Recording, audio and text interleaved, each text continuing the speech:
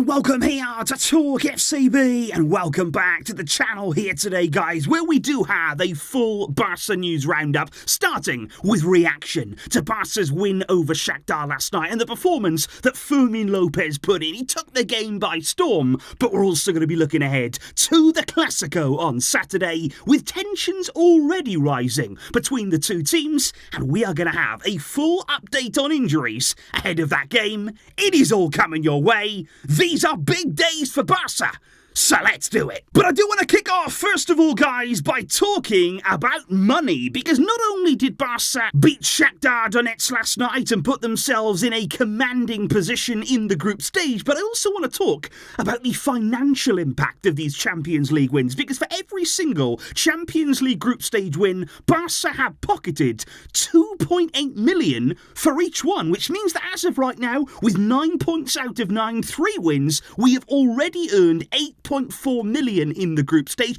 And if, for instance, we were able to win all 3 of our remaining games in the group, that would be 16.8 million earned just from those victories. And I just think right now this is an important factor to bear in mind, because obviously we just want to focus on the points, we just want to focus on success out there on the field, but at the same time we know that every single euro counts towards the revenue for the club, and that is absolutely key in securing the highest possible salary cap in La Liga. So every single win is more money, is more revenue for the club, and that will help to increase our wage cap in the league. And this is exactly the kind of revenue, don't forget, that last season and the season before we were missing out on it. And especially when you're talking about reaching the knockout stages too, that could be absolutely key for Barca, and we are moving in the right direction. But how about we talk about the man that made it all possible there for Barca to win in the Champions League against Shakhtar? Fermin Lopez was absolutely sensational. But before we actually talk about him, can we just take a moment here, guys, yet again, to appreciate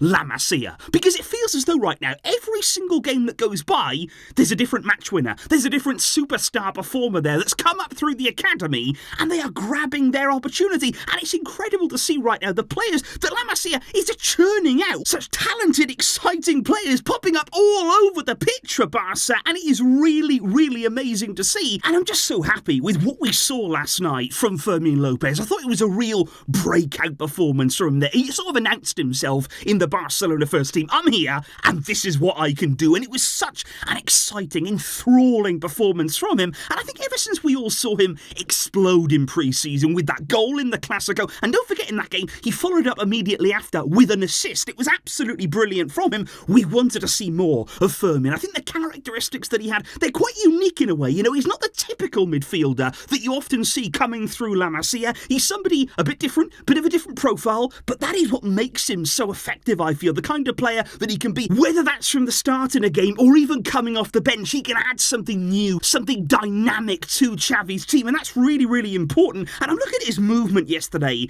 I think that's what impresses me most about his game right now, because you look at the way that he moves, the way that he can analyse and spot space. I think he's wise beyond his years. He is only 20 years old, but he arrives in the box at the perfect moment there. He's got really good timing on his runs, and you can't really teach that. That is something that comes from understanding, reading the game, and ultimately comes down to just having great instinct. And what I'm wondering now is, guys, off the back here of a wonderful display, being man of the match against Shakhtar in the Champions League, do you feel as though he's ready for the next step? Do you feel as though here Fermin Lopez should start in El Clasico? That is the big question here today, because I think it's going to be interesting to see what Xavi does, because in a game against Real Madrid, you do need some dynamism. You do need somebody there who brings a bit of unpredictability, that factor there of having those runs and people going in behind and stretching them. And Fermin has so many things that I think you can use in a big game when the stakes are high, when there's space to be found. And against Real Madrid,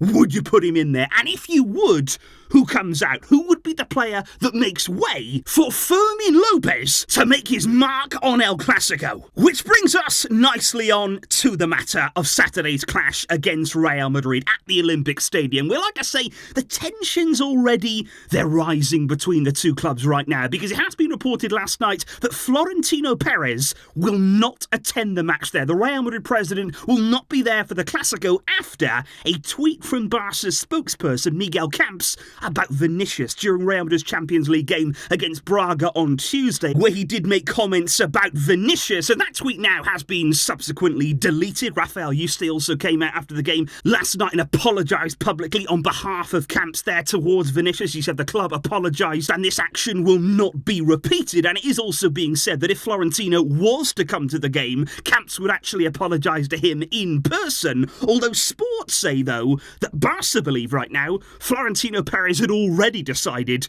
that he wasn't going to turn up for this game even before that tweet about Vinicius Jr., and that Florentino actually is under a lot of pressure right now in Madrid not to have the customary Clasico photo with Joan Laporta, that the two of them do not appear together. And we know that between these two, the tensions have already been rising, really escalating right throughout the year to an unsustainable level, and it will be interesting to see what happens on Saturday. We have also been informed, kind of unfortunately, about who the referee is going to be for the Real Madrid game, because honestly guys, it is not good news. It is Gil Manzano, who as we know is a terrible referee. There is no getting away from that, particularly when you're wearing a Barcelona shirt. It doesn't usually end well for you because he's usually desperate to send off one of our key players to give cards to absolutely everybody who looks at him. And Gil Manzano in a Clasico is kind of like adding a mint to a Coca-Cola bottle. Something is going to explode imminently. So let's wait and see